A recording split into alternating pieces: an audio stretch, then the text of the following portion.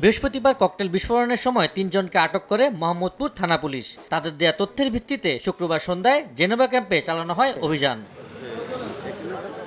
এ সময় ক্যাম্পের ৭ নম্বর সেক্টরের ককটেল তৈরির কারখানার সন্ধান পায় পুলিশ। একটি ৩-তলা ভবন এবং সামনে আরও একটি ভবনে অভিযান চালিয়ে ৩৫টি তাজা ককটেল উদ্ধার করে পুলিশ। জব্দ করা হয় বিপুল পরিমাণ ককটেল ও পেট্রোল বোমা তৈরির সরঞ্জাম। পুলিশ বলছে, মাদক ব্যবসায়ী বুনিয়া সোহেলের ঘাঁটি হিসেবে চিহ্নিত এই এলাকা।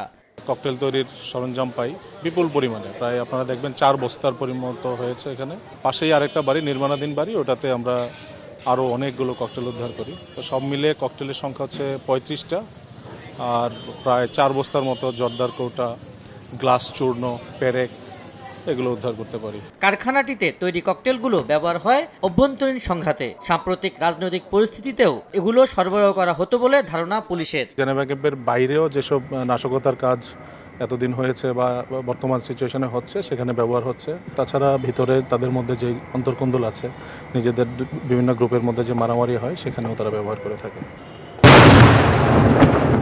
পরে উদ্ধার হওয়া ৩৫টি ককটেল রায়ের বাজার বধ্যভূমি কবরস্থানে নিষ্ক্রিয় করে সিটিটিসির বোম ডিসপোজাল ইউনিট। এর আগে বুধবার সন্ধ্যায় রায়ের বাজারের বধ্যভূমি কবরস্থান থেকে ৬টি পেট্রোল বোমা ও ৪টি হাত বোমা উদ্ধার করে নিষ্ক্রিয় করে র‍্যাব ২।